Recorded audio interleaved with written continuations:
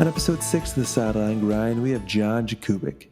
Coach Kub talks through his experience being a walk-on for the Michigan State football team, how he grew as a strength and conditioning coach, and the challenges and rewards he sees being a tactical strength coach for the Air Force Special Operations. Hope you guys all enjoy. Let's ride.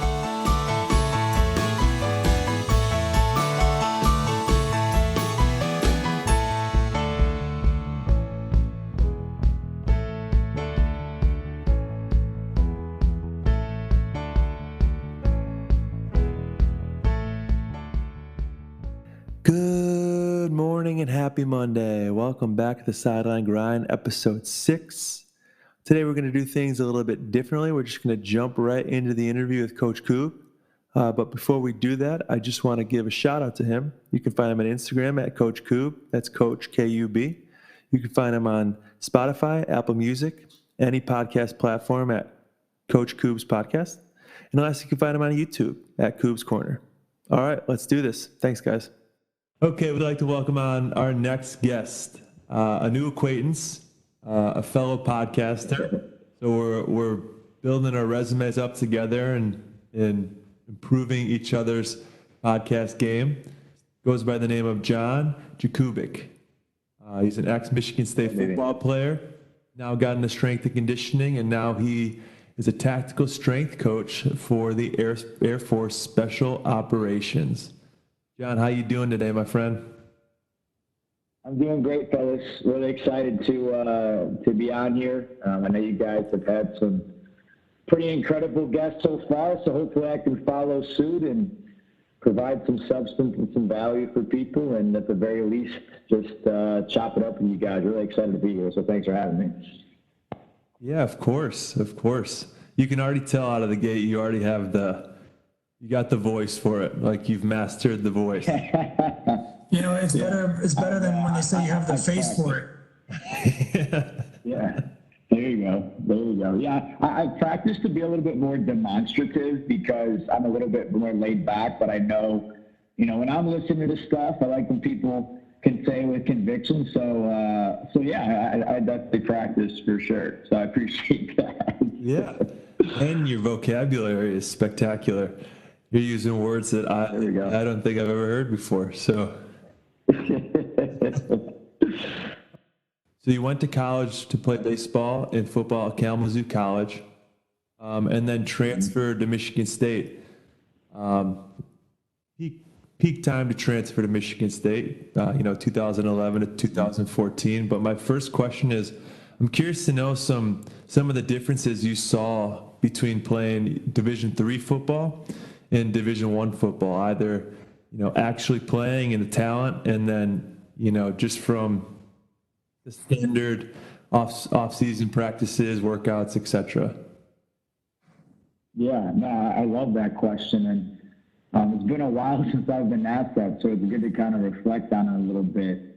And I'll go here, fellas. I would say when it comes to Kalamazoo College, there's a lot of very talented football players there. I think obviously you found talent at Michigan State, and you also found talent at Kalamazoo. I don't think the depth was obviously there, versus a place like Michigan State or a Power 5 school. But I think a lot of times when people hear Division III, they think, talent level isn't there, competition isn't there, what have you. But I would very much disagree with that. And I think the talent is most certainly there. I would say the size and the speed of the athlete is definitely different in that regard too. But it's still there. So I was very challenged, at least coming in as a freshman at Kalamazoo College, by the people that were above me, not only in my position group, but overall on the team. And I think that was also the case because at the D3 level, you really have to have a love for the game too. It's not the big, shiny, bright lights on television, all this crazy stuff going on. You gotta want to be there, and you gotta want to be there for the right reasons. If you're going to sustain not only that athletic load, but also that academic load and social load. And it's a lot on your plate there as well. So when it comes to the similarities and the differences, I would actually say there's a lot more similarities than there were differences. And I was very blessed that I get a chance to even play ball there because I had an injury my senior year of high school. So shout out to Kalamazoo College for that. Had a fantastic experience, but just kind of wanted to seek a little bit more competition and see if I could play at a higher level. So I decided to try to make that jump to Michigan State, and I did. And that obviously worked out too. But again, Kalamazoo, very talented. Michigan State, very talented as well. And there's a lot of similarities with those two spots for sure. Hey, John, this is Adam here. Again, thanks for being on here. Looking forward to learning about your story and kind of learning more about your why. Real quick, your injury in high school, it was your senior year. Tell me a little bit more about that. Yeah, I tore my ACL. Our last regular season game of the football season, so in the fall time. And we had a great team that year. We ended up winning the state championship, undefeated, nationally ranked. We had some studs on our team, and we were having a really good year. I was able to actually rehab it for a couple weeks and come back and play for a couple games in the playoffs, which is really cool. I got it to a certain, I just kind of, I don't know, I didn't really realize that was going to be a possibility, but I just kind of went in guns blazing and asked if it was going to be a thing, and they said if you progress enough, you can give it a go. So I did. I put my head down and tried to make it happen, and that was a really formative time in my life. It kind of showed me that, if you put the work in, some pretty cool stuff can happen. It doesn't guarantee it, but it certainly gives you a chance. And I think your mindset has a lot to do with that too. And that point in time proved that for me. That's interesting you say that. We've talked a little bit before this, but I didn't realize we have such similar paths. I've torn both of my ACLs in my senior year. It actually happened on the 7th play of the first game, and wow, similar situation. It was only the ACL, so I was able to rehab it back, and I felt just as good as I felt before I had surgery. Before I tore it. And physical therapy people were like, yeah, go ahead, give it a shot. Like, this is crazy. I've never really seen something like this. And then the first play I went back, it's just totally different. And I just was playing linebacker. I took one jab forward and, it just gave out. And then it felt like I tore it all over again. It was incredibly painful. Exactly right. The same exact feeling. Yeah. Right. Yeah. So I didn't know, when you tear your ACL and you hear somebody else tear it, you just kind of find that common bond that somebody that hasn't done it before knows what it feels like. No doubt. Brothers for life, my guy. Yeah, seriously. No, and more both you guys talk, you talk about not only the physical pain of injuring yourself, but then the mental side of it, having to overcome that. But it's, there's probably a blessing in disguise because it actually just reveals your character, right? And John, you kind of hit on it, and how having that was just, happen. It happens. It's out of your control. Things like that happen. But what you can control is when you said, like, you were telling the trainers, like, I'm coming back. I just had a picture, like, Happy Gilmore, where he gets her and the doctor comes up to him. He's like, you really should stop playing. He's like, no, I'm just going to keep on playing. He's like, what do I know? I'm just a doctor. And it's like, mind over matter, I guess. Exact thing. Yeah, same exact thing. And I didn't know any better, but hey, let it rip and it worked out. So it's all good. There you go. All right, so we're at Michigan State now. Great place to visit, but more importantly, you're there playing football during their prime years. I don't want to go too in depth out of all the success that you guys have had, merely because I went to Michigan, obviously, so I don't really want to talk too much about it. But 2013, your guys' best year, you won the Big Ten championship, and then beat Stanford. What was it like, at that Rose Bowl, the huge stop on 4th down? What was that experience like, being there and being in that moment? Yeah, pretty remarkable. And I just got goosebumps when you asked that. That's what we're here for. That was always the goal.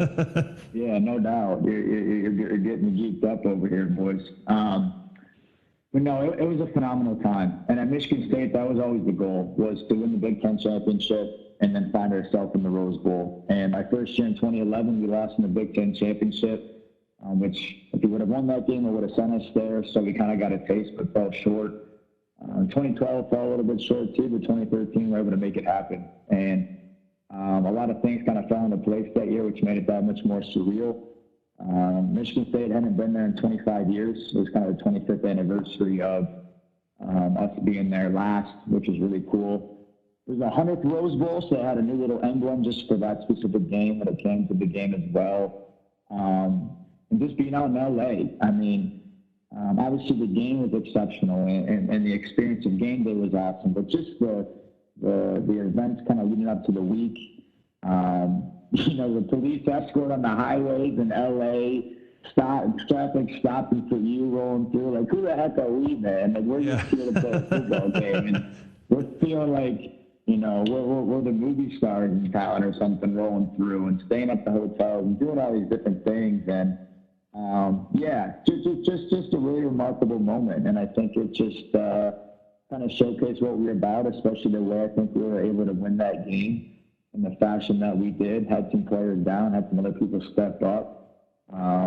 Just tough, gritty dudes that were able to find a way, and really fortunate to be a part of that team. Some of my best friends still to this day, and we don't reflect too much on it, but when we do, obviously we get a little bit emotional, and one of the most special times in my life for sure, at least athletically. So very fortunate, very blessed. A lot of work went into that as a team, but we most certainly earned it, and I think we took advantage of the opportunity. And big time stuff, lifetime memory, and that'll be a big one for the rest of my time here on Earth, I think.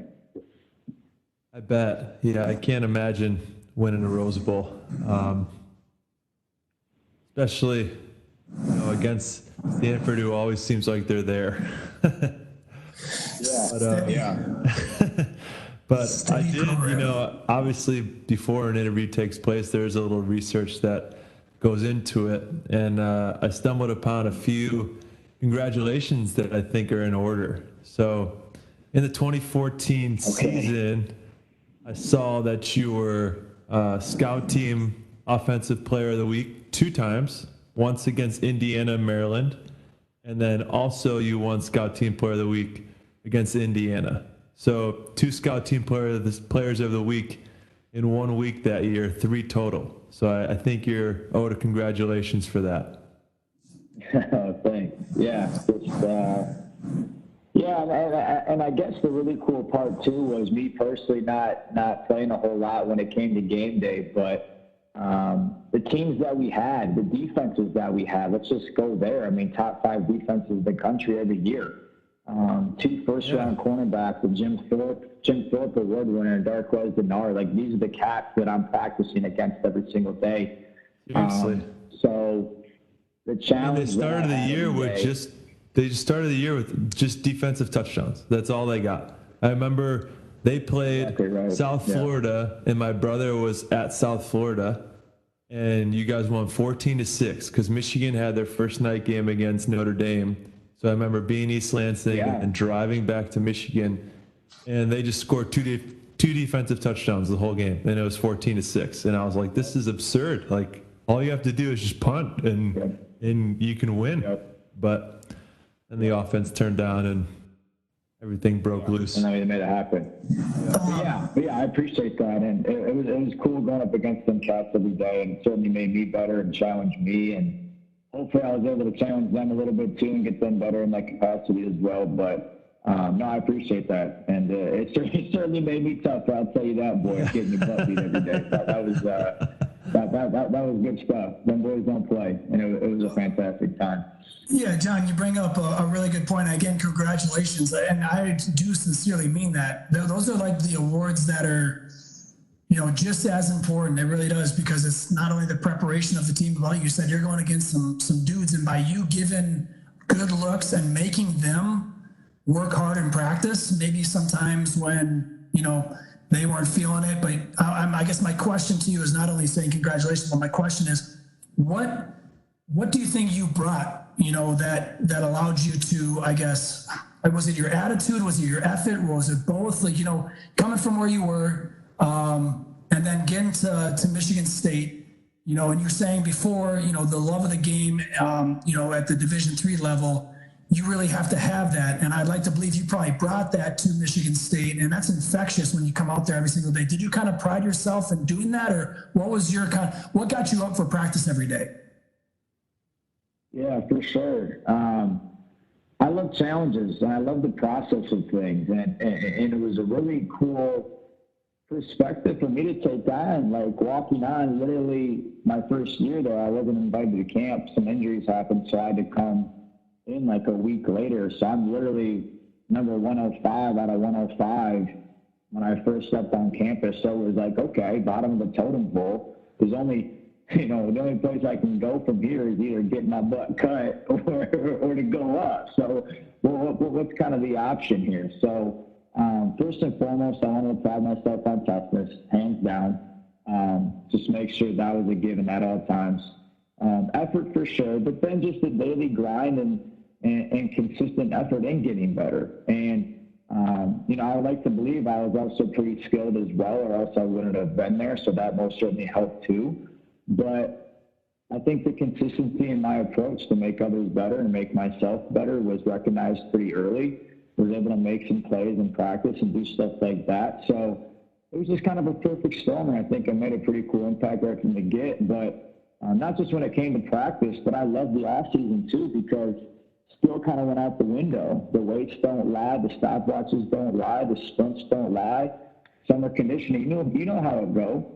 Half gases or this, that, or the other. Like at the end of the day, them cats are going to put their butt on the line every day and give it a go. Those are the dudes that you respect and trust and want on your side. And I think I was able to be one of those dudes. And maybe I wasn't out there playing on game day, but people knew who I was and what I was about and what I brought to the table. And because of that, I think I made a pretty strong name for myself. And I feel, I'm proud of myself for that fact. And if I had to do it over again, I'd do the same exact thing. And I think that's where the majority of my work came from. But I just love the challenge of going up against these dudes who are better than me every day. I love that. And it only got me better. And I think it's the same now, whether it's jobs or family. Like there's people out there that are better. It's the same stuff. It's the same substance. I was just practicing for life with that stuff too. So it's all the same. It all correlates. And for whatever reason, I've had that perspective for as long as I can remember. And it's kind of bode well for me up until this point. And I kind of foresee it bode well for me moving forward. So, I would say the challenge in the practice every day and being consistent in that approach helped me make my mark, and I think I did a good job of that. Yeah, no, John, that's already just the little bit that we've been able to talk. It's coming through. I can hear it in your voice, and I already know the type of person you are. I guess my follow-up question would be: is there a time you said you've kind of always been wired that way? You're always going to get up. You're going to be, you're always going to get up for every challenge. And if you're physically knocked down, you're going to get up. That's like your mentality.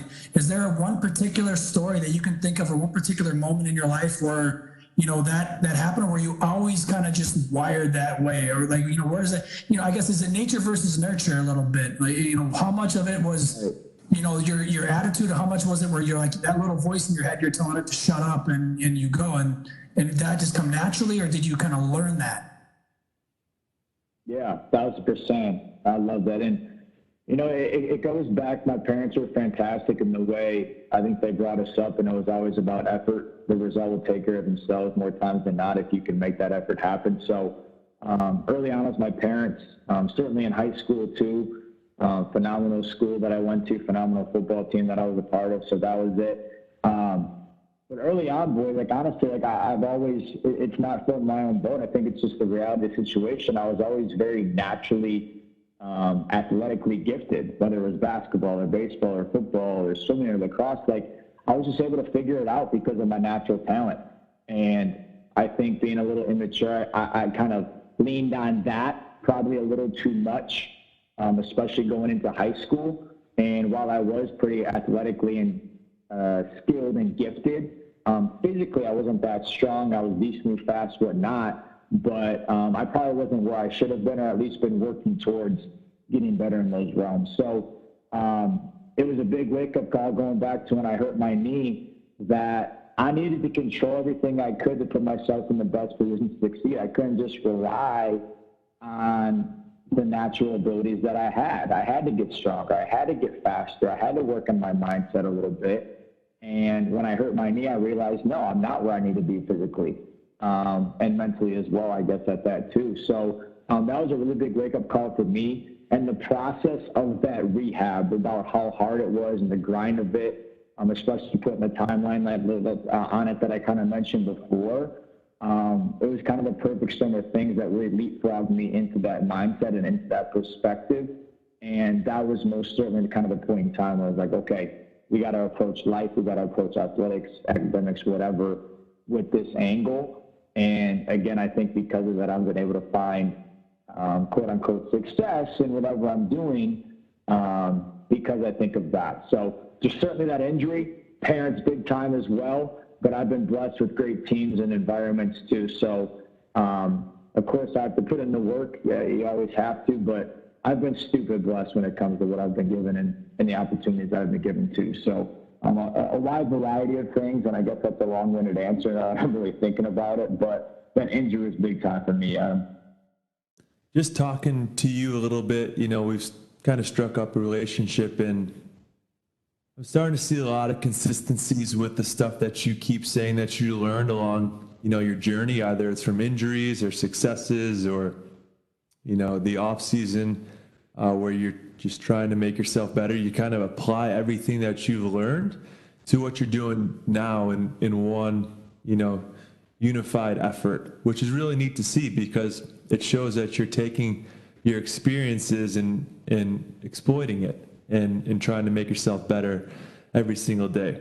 But I do want to get us back on track a little bit about, your chronological story, and kind of get more so into the coaching aspect, because that's kind of what you're doing now. And you have a wide variety of how you're attacking your coaching game. So, you graduated college, and you made your way over to Missouri Western State.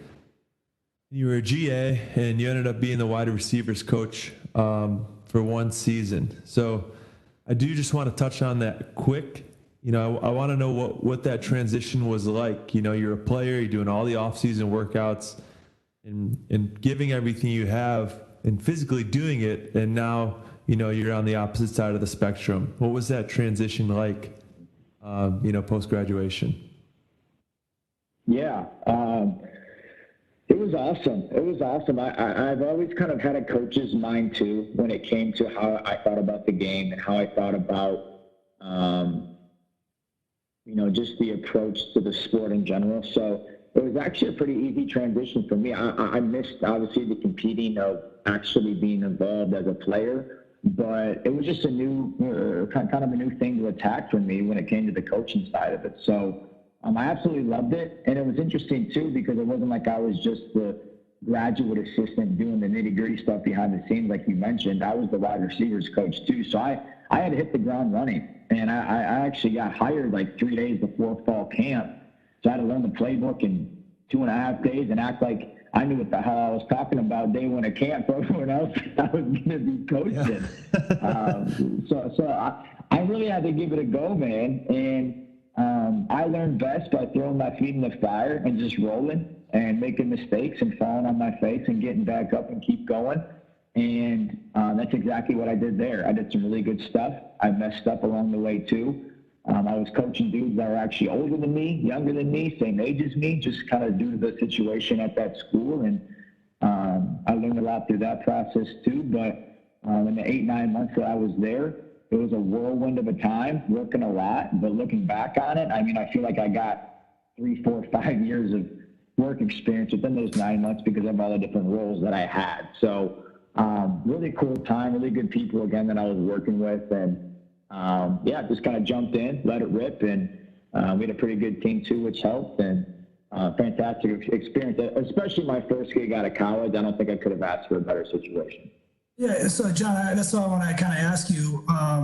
You're getting out of college, you're looking at your future. It's as broad as you want to be. First off, what was your major in college? Major was kinesiology, so exercise science, that type of stuff. Yep. So you knew that you wanted some type of focus in how the body works and how it can. Did that obsession start when after like you got injured, like you had your leg injury, or was that always kind of there that you knew you wanted to kind of be involved with that or pursue that route? 1,000%, and that was definitely the spark, Adam. And I would say in college, again, realizing that I'm not the best and that there's a lot of dudes that are a hell of a lot better than me, bigger than me, stronger than me. So kind of a back-end reason why I wanted to major in that stuff was because I wanted to utilize my education to help me personally try to get on the field and play. So when it came to awesome. the biomechanics of things or the strength side of things or the mental side of things, like literally what I'm learning in class, I'm testing it on myself to see if it's going to work or not or what have you. So I think the spark was, the injury, and then kind of the real hammer was certainly getting my butt kicked a little bit in practice and saying, I got to get it going a little bit here. So I kind of used that education as a way to selfishly hopefully put myself in a good spot to play. Hey, that education, education, you're betting yourself, right? I mean, that's you get this information, you use it to your advantage, right? So that's no doubt commendable. So then with that, so you have your kinesiology major, but then how do you end up at Missouri Western State? Yep. So my last year of football, I graduated a little early on undergrad-wise. So I started my master's, and I needed an internship to finish up my master's. And I was kind of looking for a gig that would fulfill that role. And I knew I wanted to coach, so I was actually looking at a spot in Charlotte, North Carolina, kind of administratively with an athletic director at a high school. And then, ironically enough, I was actually flying back from my interview, and I was sitting in the airport, and my college wide receiver coach said, hey, I got a spot for you at Missouri Western, call the coach. And I'm like, Coach, you realize it's 3 days before camp starts here, my brother. And he's like, yeah, I know exactly. So, you better hit him up now. So I hit him up, and I talked to the coaches, and there really wasn't much plan in place, but I prayed on it. I thought about it, got home, talked to my parents, packed up my stuff, and I was flying out the next day. And I just kind of went for it. So again, I don't know. I didn't think much into it. I knew I had to obviously finish my master's up, and that was going to be a good way to do so and coach along the way. And again, it kind of worked out. I would like to have a sexier story that sounded a little bit more well-planned, but it just happened like that, and I'm glad it did. I wasn't aware about the Charlotte piece. Did that have anything to do with once you got out of coaching and realized, you wanted to be more so in the weight room and kind of maybe physically putting your degree to more relatable use? Is that part of the reason why you kind of got out of coaching and then got into the weight room and your in was already in Charlotte, and that's why you made the move? Yeah, so it was a part of it. The girl that I was actually dating at the time, she was down there. So location-wise, it would have made sense as well. But I used to just get on. Yeah. No, but I mean, it's part of the story, right? So that's the reality situation. And I love, it just, that was part of it. So it's all good. And I used to just get on, I forget the website, but it was like ncaa.com/jobs or something, and just go by state and look at what, different college internships were looking like, or GA spots, or just jobs in general. And I would just apply to all these different spots. And the spot in Charlotte was actually one that hit me back. So, of course, I was going to look into it because I didn't have many other options in that regard, too. So, a lot of different things that went into it, but just shooting a lot of shots, and hopefully a few of them went in. And I was fortunate enough to have a few go in, and that's kind of how I ended up there. And that's great. And I do want you to expand on that a little bit, because just to give everybody an understanding, John kind of got out of the coaching world, out of the field, and kind of got into the strength and conditioning world, and not at a college level yet. We'll get there, but more so doing, private lessons, group trainings. So, John, I do want you to expand. What did you learn from that experience, and how were you able to apply it, at Ohio State, as your next endeavor, and then, you know, working for the Air Force Special Ops now? Yeah, for sure. So, yeah, when I moved to Charlotte, I worked at a private facility working with quite literally 5, 6, 7-year-old kids all the way up to professional athletes. And at first, I think we touched on this before, but at first maybe I was a little bit, maybe not bitter to that, but maybe just a little kind of saying like, I should be working with elite athletes, or I should be working with college level kids. Why am I working, you know, with 10-year-olds? This is dumb. But a couple months in, I realized how important that was going to be for me to simplify, whether it's my coaching cues or my communication skills or my abilities to relate to the masses. And I quickly realized that if I can teach a running mechanic or how to squat or things along those lines to an 8, 9, 10-year-old, that's going to make me so much better in the long run than just kind of siloing myself working with 18 to 20-year-olds at a Division I level or Division II who already pretty much know what the hell they're doing. I would argue it's sometimes a little bit easier to coach those types of dudes versus kids who have absolutely no idea what's going on. So the same can be said for a 56-year-old dude that walks in the door, wants to get back into shape and hasn't touched the weight or hasn't gone for a run in 30 years. Like, what am I going to do with this cat? But you have to figure it out. And that takes time to nurture those skill sets and those communication skills. But being there for 2 years in Charlotte, shout out to Champion Sports Performance, they allowed me that opportunity. And again, a very formative time in my life. Got to meet some fantastic people along the way there too that I still talk to today.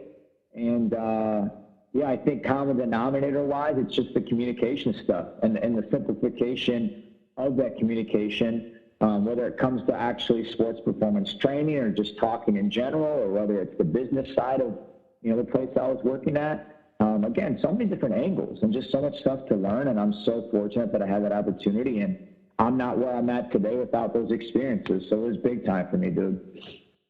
Post Charlotte, you know, we're moving on to Ohio State. Urban Meyer was still there. We don't need to touch on it, you know, tremendously, but I do have one big question: is what were you able to learn from, you know, working with Urban Meyer and the strength staff there? Were there any, you know, common themes that you have taken? For sure.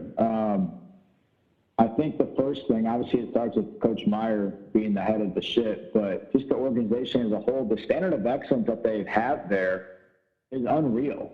Walking in there day one, you can literally feel it in the air. You can feel it the way people speak, the way they move, the way they, like, everything had a purpose. And it didn't matter if it was 5 in the morning or 10 at night. I mean, people are rocking and rolling with an intent that I don't know if I'll see ever in my life ever again with a certain organization or a group of people that I'm working with. So because of that, you had to be on your A game every single day, and you couldn't have an off day.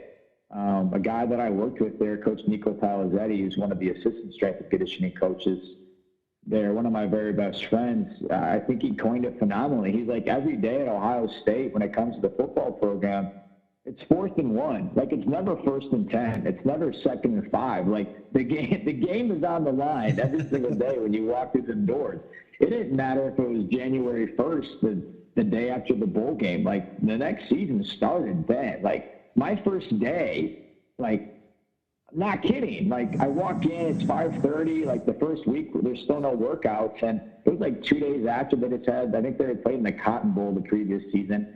And it's pitch black in the indoor. It's 5:30 in the morning, and there's dudes in there working out, doing their thing without the lights on. And I'm walking like, what the heck am I doing here? Like, who am I? Like, what is this place? Like, what's going on here?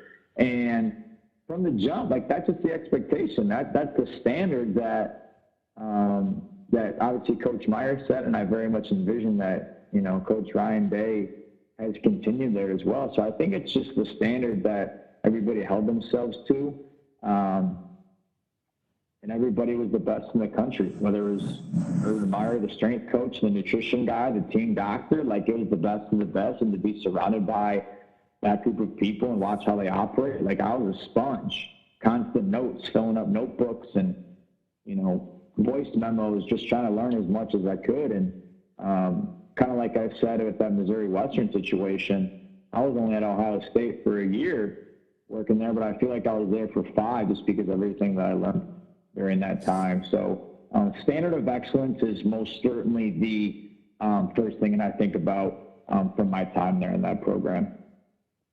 Yeah, and that was something, it's very interesting to kind of to hear you say and put and verbalize it. It's something that people as fans or people as observers, they see Ohio State, they see success and continued success.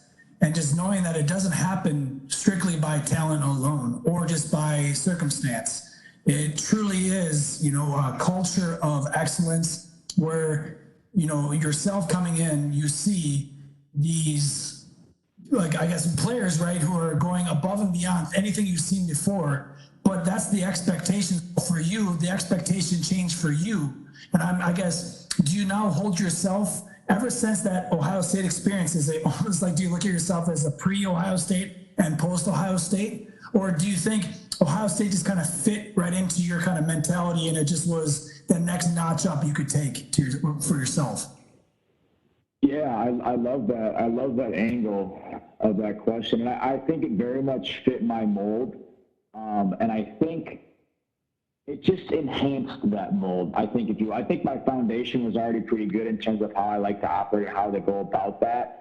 It just showed me a whole new level of what that could actually be. So I definitely think there's a pre and post John Jakubik to my time at Ohio State. No question about it. And I still carry that with me today. And it's almost unfair. Like, it's interesting. I actually talked to Nico Palazetti, who I just mentioned, or my fiance, or different things. Like, I find myself holding other people to these expectations that I was able to experience at Ohio State when, they didn't experience those things. They don't know what that level looks like. They don't have any inkling of what that could potentially be. And I have to kind of pull myself back sometimes and either try to teach them that or just realize the standard isn't going to be the same, or just things along those lines. And it messes with me sometimes because, again, I've seen what it can be. I see what the work does. I see what that standard can lead to if you're able to hone that every single day. And it's not a bad thing. It's just like, I just see it as such a blessing and opportunity that I was able to experience what that looks like for a year straight and what the result could be if you approach things as such. And my mindset in a way, not just that I approach work with, but I think life with, ticks a little bit differently as a result of those experiences. So you're exactly right. I know that's exactly what I found is a post John Jakubik from Buckeye Way. You're damn right. That's exactly right. and I think this is a perfect segue, to where you're at now and in working with the Air Force Special Ops. I would think the standard would be just as high, just in different terms. How do you compare those situations between, working with athletes as opposed to working with people in the Air Force? Yeah, for sure. And I think one of the biggest differences is that obviously at Ohio State, the athletes that you're working with are 18 to 22-year-olds. So I think you got to pull teeth a little bit more. I think you got to kick them in the butt a little bit more. You got to get some buy-in on the front end for sure, with those younger cats a little bit more. So I think there's a lot more work to be had in that realm when it comes to motivating them or getting them to see things as you see it, because you know what it could be if they take to that. Things like that, where in comparison to the Air Force now, I'm working with a lot of cats who've been in the game for a while, 10, 15, 20-year vets doing their thing. And they know how to operate at that level. They know what that standard of excellence looks like. They know what it takes to be great and to be the best quite literally in the world at what they do. So when it comes to the motivation piece or the buy-in piece, I don't have to work necessarily as hard on those specific things. But what it does force me to do is hone in on my craft a little bit more as a strength and conditioning coach. And what I mean by that is this. At Ohio State, these dudes are so naturally gifted, they breathe in oxygen and they get stronger, or they freaking walk up the stairs and they're getting faster. Like, these dudes are just that gifted. And with the Air Force, these guys have a lot of miles on them, previous injuries, or again, they've just been in the game for a while. So my approach has to be a little bit different, maybe a little bit smaller. The exercises that I prescribe have to be a little bit more detailed and more beneficial to their liking. But you're exactly right. The standard of excellence, it is what it is. You're the best of the best at what you do in the entire world, and they operate as such, and there's no secret as to why, being here for a year already and seeing them how they go about their business. So there are some differences, but the standard is the same. But I think the approach and the means to achieving that standard just looks differently because of those very things that I just said. So, but yeah, it's fantastic working in an environment, again, that holds everybody to a high standard because it only elevates you too. And they give me a kick in the butt when I need it. I think they allow me to kick them in the butt when they need it too, and it works out really well, dude. Interesting, yeah. And I've done a little bit of research about what that experience is like and what training people in the military or the Army or the Air Force or Navy, whatever, is like. But one thing I think everybody and the listeners would appreciate is if you can kind of go in depth of what it means to be a tactical athlete and how that is reflected in, the training that they go through and how that, differs between training, a normal athlete that's going to be playing a sport. Yeah, no, I love it. That's really cool. And I guess the best way I can coin it is this. When you think about athletes, especially the higher end athletes, whether it is a football player, a basketball player, or a baseball player, there are specific skill sets and body movements and functions of the body that you can really hone in on depending on the sport at hand, because they have to be good at, whether it's shooting or jumping or sprinting or what have you. And you can be really specific in that regard for the most part, generally speaking. But when it comes to the tactical athlete, I think they have to be a lot more well-rounded, and they have to be really good at everything. It's not like I can just hone in on my jump shot and how I jump, and that's about it. Like, no, they have to be really good at everything: running, jumping, focus, endurance, strength, like everything that involves the physical nature of what these guys do has to be on point. So, again, just the approach to training has to be a lot more well-rounded. And are you going to get, on a scale of, 1 to 100, are you going to get everybody to an 100 at all those different things? No, but if you can be floating around an 85, 87, 88, 90 level in all of those domains, you're going to find a lot of success for them physically, where again, versus maybe an athlete in a sport, if there's 10 things that you could potentially work on, if you're at 100 for, 4 out of those 10, you're going to put them in a really good spot. So again, it's just different, but it's just being overall very well-rounded in a lot of different domains. And if you can allow them to find that, you're setting them up really, really well to be able to go do their job to the best of their ability, at least physically speaking, if you will. So that's where I'll kind of go with that, brother. Yeah, no, and that's a really, I guess, a good, an interesting answer to hear that. How are you able to motivate, coach, and guide these soldiers? That's a damn good question. I love that. And I guess my first response to that, Adam, would be, I feel like I do a very good job of having social awareness and coming into situations and being able to connect with the people that I'm going to be working with, meeting them where they're at, understanding their needs, listening to them a hell of a lot on the front end to see where they're at, what do they need from me, what do they struggle with, what are they good at, and just get a really good feel for that when I first step into that environment. And then once I have an idea of that, I guess it is my skill set, whether it is communicating or my knowledge of the field or just who I am as a person with my personality, I can kind of adapt and mold all those different things to the situation at hand. And I think, being an athlete myself and then working with, the college athlete and the 7-year-old and the 70-year-old, and then working with Dwayne Haskins and then working with Joe Burrow and then coming in and working with the pilot, like, there's a lot more similarities when it comes to at least the training world or relatability or just being a freaking person in general than people realize sometimes.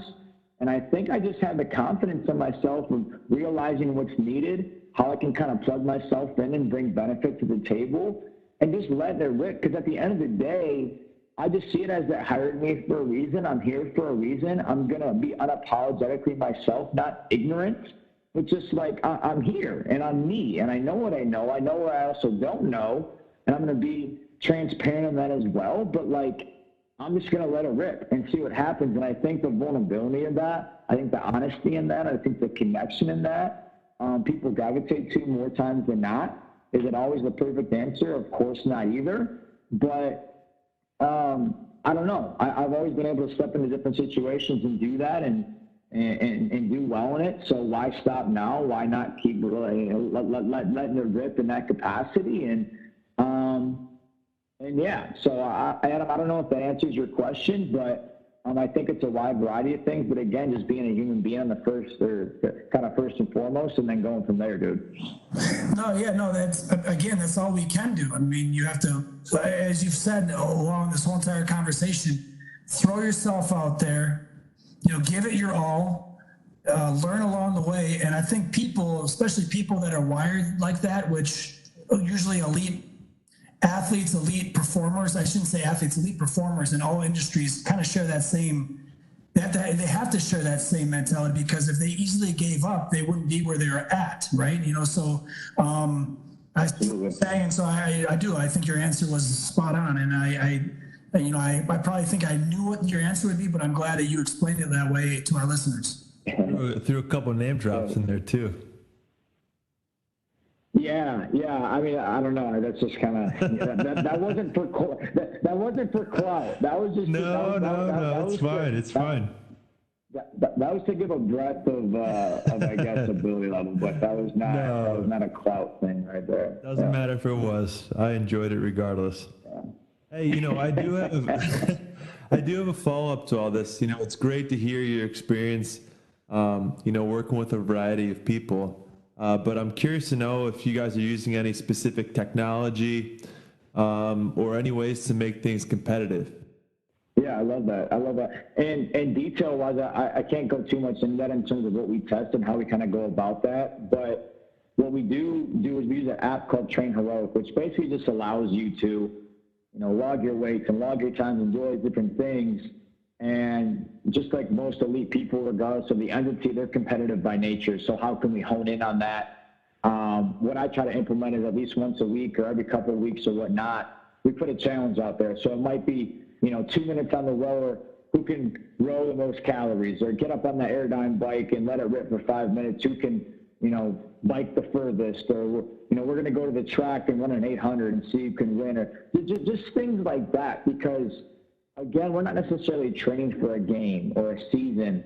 We're training for life, and we're training for these guys to not only execute their jobs well, but to make sure that their bodies are holding up. So once they are out of the service, or 20 years from now, they can still be walking around with their kids and doing these different things. So, wellness and health and mobility and safety are at the forefront of what we do, because at the end of the day, if they're injured, they can't go do what they got to do. Just like if an athlete's injured, they bring no benefit to the team because they're not out there playing the game. So competition is most certainly there. We try to implement as much as possible. And but the perspective that we take is, hey, this is obviously for your job, but at the same time, this is for your life too. And I think a lot of these dudes are in the later stages of their career. They have been in the game for a while.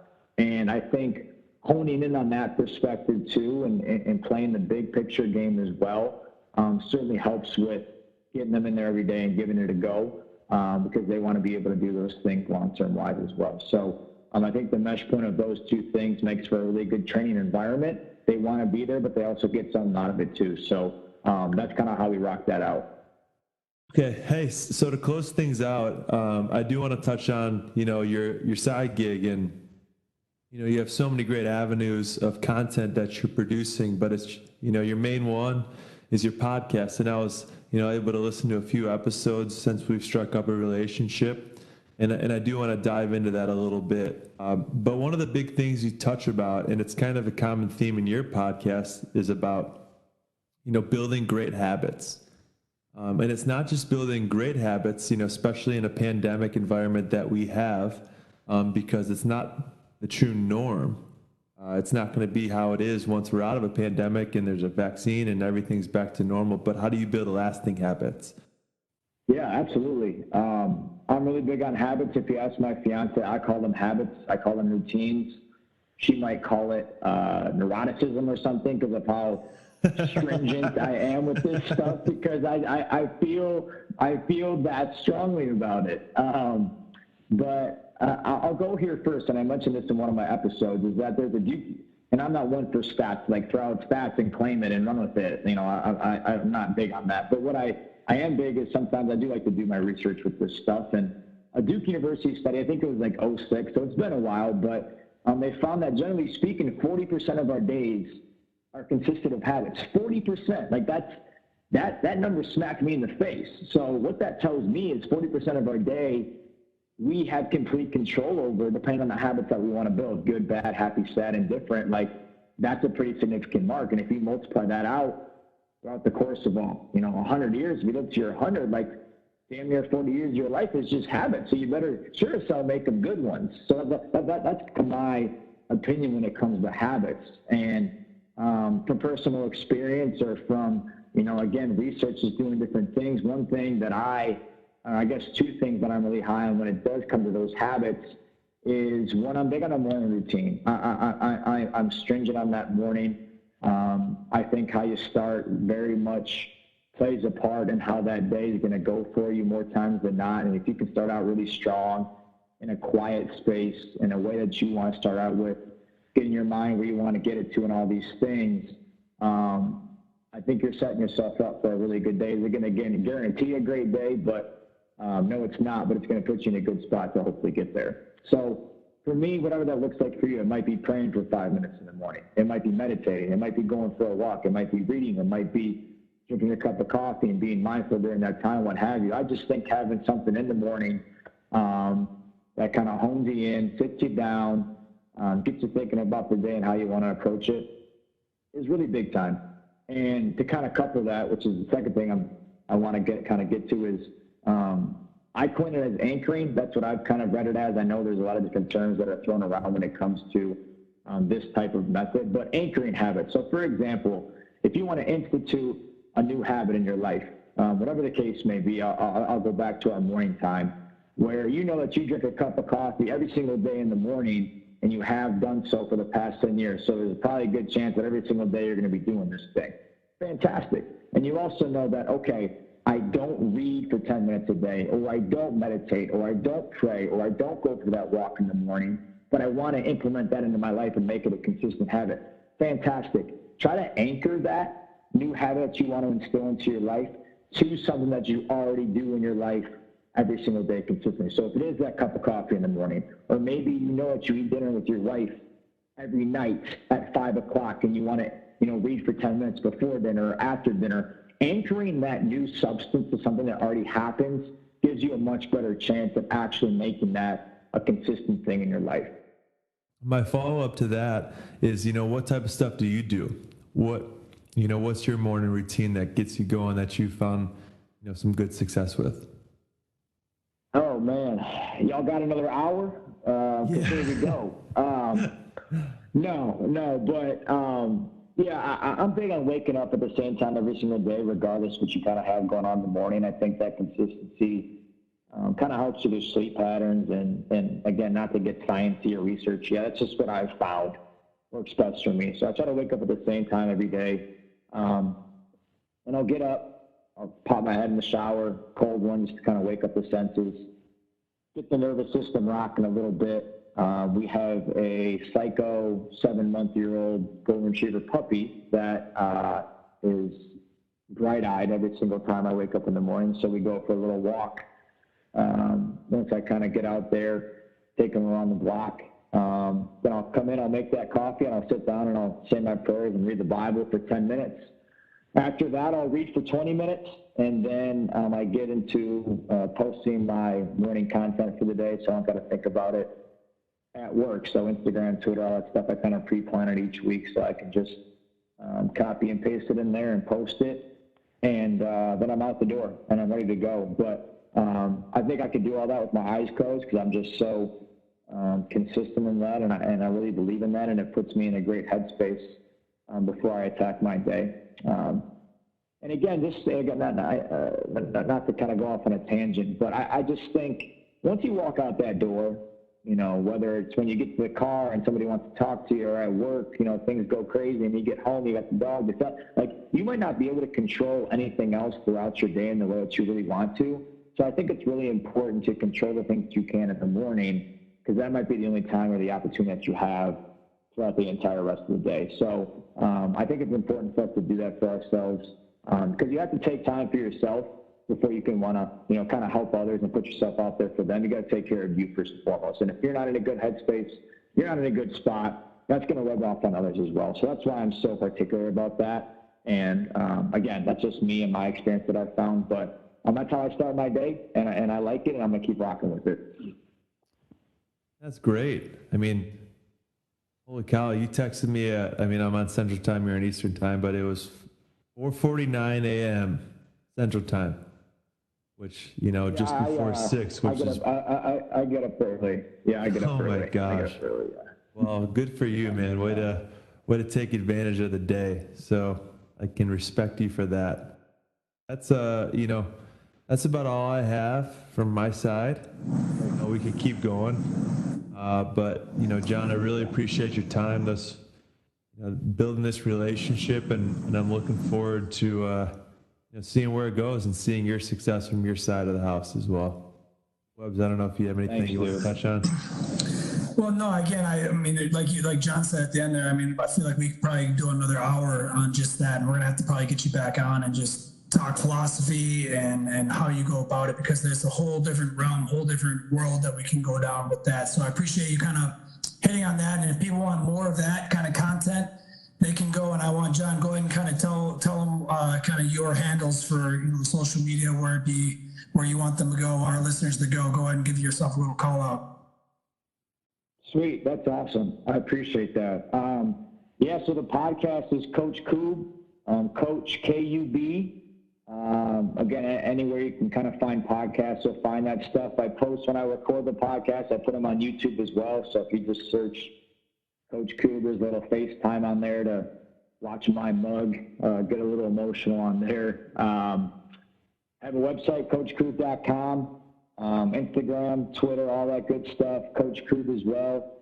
And yeah, man, that's where you guys can find me. And I'm an open book, so if you guys ever want to hit me up about a question or a concern or a comment, DM me, email me, whatever, and I will absolutely get back to you. I love interacting in that sense. That's how we grow. That's how we learn. And, you know, I think I'm a little further along in the podcast world than you guys are. And, you know, me and Steven talked about this, but I feel like I just started, and I'm still learning. I don't know what the hell I'm doing still. So, you know, if you guys have any, you know, comments or questions on any of my stuff, please holler. I'd love to hear about it. So I appreciate that, though, Adam, for giving me a little platform there. And, yeah, hit me up, y'all. Appreciate you guys. For sure. For sure. All right, guys. Well, really appreciate your time, John.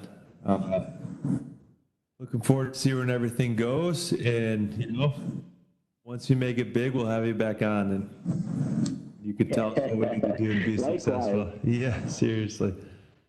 All right, guys. Well, I appreciate it.